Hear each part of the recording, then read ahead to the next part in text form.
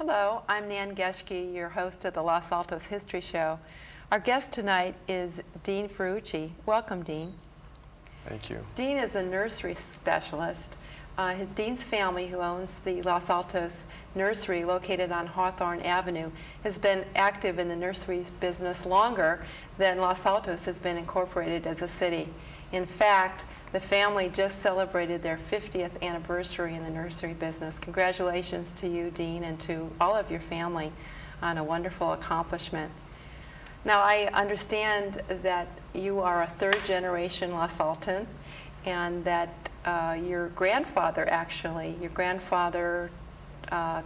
Tomoko, who later modernized his name to Frank, emigrated to the United States. What can you tell me about your grandfather, Frank? He came here around the time of the earthquake, a little after. And 1906? Right, and he was looking for wealth in America. He had heard there's a lot of work here, primarily in the railroads, and so he left Japan, and actually he left his family there of 4 children and his wife, and came here to work in the railroads and found very little work since it was predominantly Chinese. So he ended up sharecropping around the valley, going from place to place and building up a little bit of cash, and eventually he brought his wife and family over, and I believe it was 1914, and so his wife and family stayed back in Japan for yes. 8 years, didn't they? Right. So that was a hardship on the family, wasn't it? Definitely. When she came over, she decided she didn't like the nomadic lifestyle of traveling around, so she wanted to settle down, and she really liked Los Altos. So that prompted him to purchase some property, 5 acres in now residential section, Los Altos. And is it still zoned as an agricultural? Yes, it is. That's interesting, because you've continued at farming it or leasing it in some way right. for the garden business. That's interesting. Right. So now I understand that your grandfather actually didn't own the land. He had. Actually, it was put in the children's name because he was a Japanese immigrant, so he wasn't allowed to have property. So they held the land. Okay, so his son actually, Frank, I guess it was, right. his son Frank, held the land, and that's how it sort of continued down to this day. Right. So were there any other Japanese families in the area at the time? Actually, I believe there were quite a few, and they congregated near this property because there was a Japanese school on the land, and it was where my folks have their house now. Is that right? And what street is that? On Valley Street. Valley Street?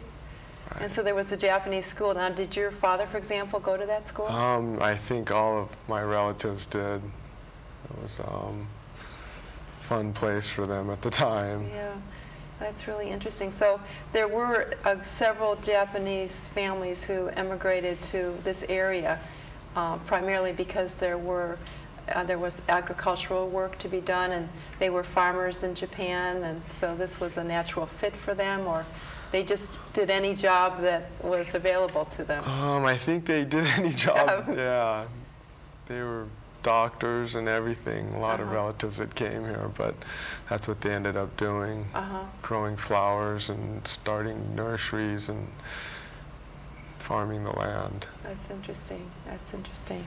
Now, your grandfather bought the piece of property in like 1917 or 18, and your nursery didn't really start until the late 40s. How did the family actually make a living in those years between 1918 and 1947? I believe it started as a prune orchard, but my father said they quickly converted it to berries. That's apparently what they knew how to grow best, strawberries and raspberries, because it was a high cash crop. So they made a fairly good living doing that. Also sharecropping land near Moffett Field. They had quite a few acres there So also. would they also grow berries there, or did they grow other It plants? was primarily strawberries, but they also grew tomatoes and a few vegetables, probably for their own subsistence also. That's interesting. I know several years ago we had a showing of Anna Knapp Fitz's paintings over at Hillview School, and she has a painting of the strawberry fields in Los Altos, and I wonder if perhaps it was your grandfather's strawberry field. That would be interesting to know that. But there may have been other Japanese families that lived in the area. Yeah, I think so. As well. And this area at that time was really known as the Valley of Heart's Delight. It was primarily agricultural, lots of orchards. People made their living here. And it was kind of an idyllic time in the history of Los Altos. In fact, a lot of people think it came to its crowning glory in that period of time. But that all changed, didn't it? And how did it change, Dean? When the war started in 1942, after Pearl Harbor, my folks were relocated to Hart Mountain, Wyoming, and that was a radical change in their lives. And there was a lot of prejudice against Japanese Americans. Yes. Because of the bombing of Pearl Harbor, I imagine. And definitely. Quite a few people tried to purchase the land out from under our family for $600 or so. And isn't that ridiculous? What an insult. right. And try to buy some of your equipment too, I bet. Oh, definitely. Tractors for $50 and plows and a lot of things that were essential to the family. But your family refused to sell. Where did that strength come from, I wonder? Actually, from the friends in Los Altos. We had quite a few, and one of them was a prominent attorney, Paul Myers. He stepped in and held the land for the family through the war years and made sure that it was in good hands. So we were very fortunate to have him. Oh, that's wonderful. So your land, I mean, your family had to leave to go to Wyoming, but you went knowing that at some point in time you would be able to come back and Right. the land would still be yours. Right. That's interesting. Now, what has your family shared with you about that experience in that camp? It must have been just horrifying. I think they made the best of it, though. My mom, she said the winters were brutal there, so she doesn't even like to go to Tahoe for the winter because it was so cold, and that's all she can remember. And my dad, he doesn't have a lot of memories about it. He, I guess, was young enough where it was just another adventure in his life, and from there he went to the war, so he didn't spend that much time there. Yeah, and I understand that some of your family has served in the armed forces, and then you had. Now, were they serving in the armed forces at the same time that other members were in camp? Yes, they were. My mom was That's in ironic, isn't it? camp also, and she was building camouflage nets and all kinds of things for the Army, while my dad was in Europe, in Italy, actually. And he was with the 442nd. which is a very famous company, I know. Right. In fact, you said there was a movie made about that company. Right. Actually, he served with quite a few Senator Inouye from Hawaii and a congressman were in his E Company unit. So he's really proud of that. Oh, He's always told us stories about going to Italy and help liberating it and landing in Normandy. So your family really did not have any affiliation with the Japanese at all. I mean, you considered yourself Americans. Yeah, they went to great lengths to try to make us feel like we were strictly American, and it was interesting. I wish I'd learned Japanese, actually. They kind of kept that away from us, but... Is that right? So you don't actually know how to speak Japanese? No, and my parents, neither of them have even been to Japan, so I felt like it was part of my heritage, but until I actually went there, I didn't really understand. Didn't understand. That's really interesting. So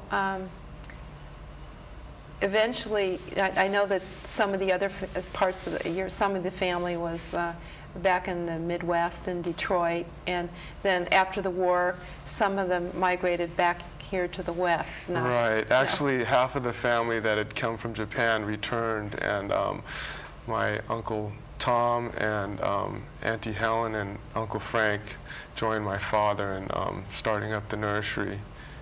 And so what was your father's background that he felt comfortable starting a nursery business? Actually, it was the changes in Los Altos that he had seen, and Uncle Tom also, and they just thought that that was the direction instead of farming that they wanted to go. So the changes were that after the war there was a lot more opportunity for employment here in the valley, and the land was being subdivided again. Right, just the influx of people. And so we got these huge, housing tracts coming in, and if you have housing tracts, you need bedding plants and landscape design. Is that correct? Right. So your family saw an opportunity and capitalized on that. Right, and actually my dad wanted to make use of his GI loan too to go to college, so he entered Davis and then finished up at Cal Poly. So he actually had the idea of getting into the nursery business before he went to school then? Or did they I'm go not hand sure in hand? exactly he knew what he was doing when he entered Davis, but by the time he had left Cal Poly, that was pretty much the goal that he and Uncle Tom had in mind. So they just took it from there. So what were some of the early experiences at the nursery? I mean, did you have a full range of plants like you have now, or did you start with just a few? They started from scratch. I believe it was just bedding plants, and they tried to propagate a lot of their own fuchsias and geraniums and that type of thing, and try to find out what each person's niche was in the nursery. So it was kind of an interesting startup because they were all so diverse. My Uncle Frank came from a... So each one of the family who did decide to work in the nursery had their own particular job? Right, right. My Auntie Helen was a bookkeeper, so she took over all of that. And my Uncle Frank came from a grocery store background, so he did a lot of the dry good buying and merchandising. And my dad was the person with the horticultural background, so he actually got my cousin Uncle Ben to go to Cal Poly, and he studied landscaping. So it was truly a family business. Right. That's really interesting, and they continued, and the business grew and thrived in Los Altos, and it still thrives under you and your brother, I understand. So. And I understand, you were not just, the family were not just business proprietors, that your father and your Uncle Frank were very active in Los Altos. They right, in Lions Club and Palo Club. Palo Club, and I know that your Uncle Frank was awarded the Realtors Community Services Award in the late 70s. As the volunteer of the year. So that's a very high honor in Los Altos.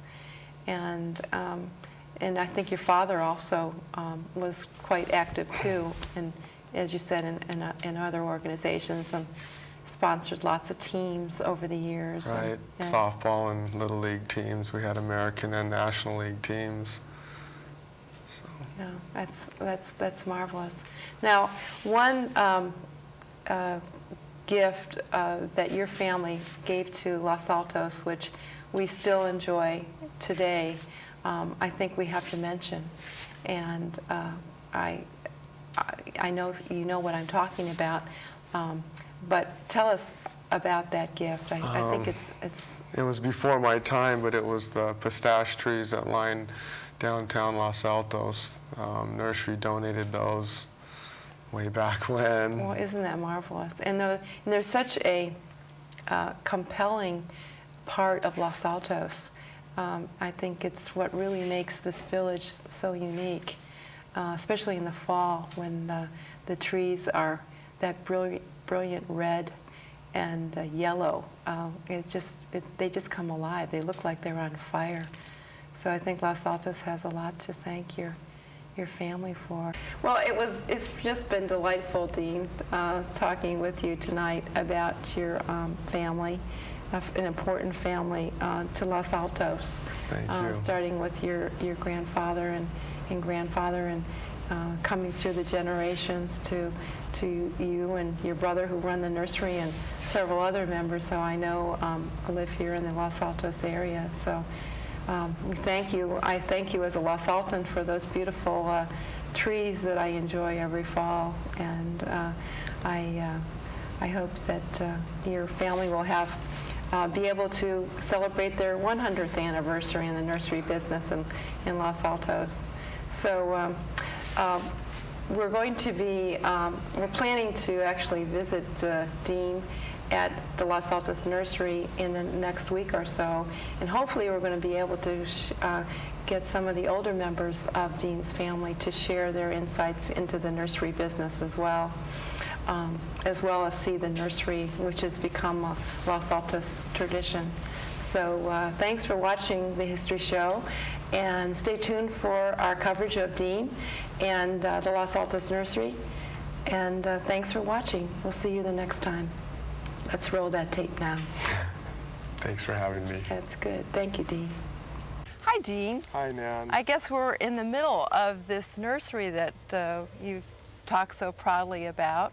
And I know there's some people here that you'd love to introduce me to. Yes, I would. This is my mom, Rosie. Hi, Rosie. How do you do, Glad Nan? to meet you. And my dad, George. Hi, George. Glad to meet you. And my niece, Lauren. Hi, Lauren. Say hi. How old are you? 5.5. 5.5. And you're fourth generation, Yeah. correct? Right. Next Okay. generation. That's wonderful. Future. Well, thanks for introducing us, Sure. Dean. I know that Rosie has a couple of things that she'd like to share with us this afternoon, and it's such a beautiful day here in the nursery, and we kind of have a secluded spot, at least for a while, I think. So anyway, what so. were your I know that you told me before that you were born in Santa Clara County in Campbell, and you were born actually here in Los Altos. Is that correct, Right George? here. Right here in Los Altos. So you're a native Los Altos, and that's fabulous. We talked a little bit about the fact that you were born on a farm, and George was, in a sense, born on a farm because this was all Right. orchard area, wasn't it? True. It was. What kind of trees were here, do you remember? I think George mentioned that they had prune trees. And was there anything else besides prunes originally? No. Oh, it was strictly a prune orchard. Prunes. Like the rest of Santa Clara Valley. Uh-huh. So, And Jean was sharing with us that actually there were prunes on the property originally, and you cleared them and then planted other Yes. fruits. They had strawberries and raspberries, and also they planted some peach trees, which Oh, was peaches. yes, the Shanghai, those huge white, Oh, delicious, those yes, wonderful white ones? Right. Oh, I love those. That's Now, in terms of what I think our viewers would kind of like to get a feeling for is how were you evacuated during the war? I mean, give us the process, and maybe share with us some of your feelings about leaving the land that you farmed because it must have been very, very difficult.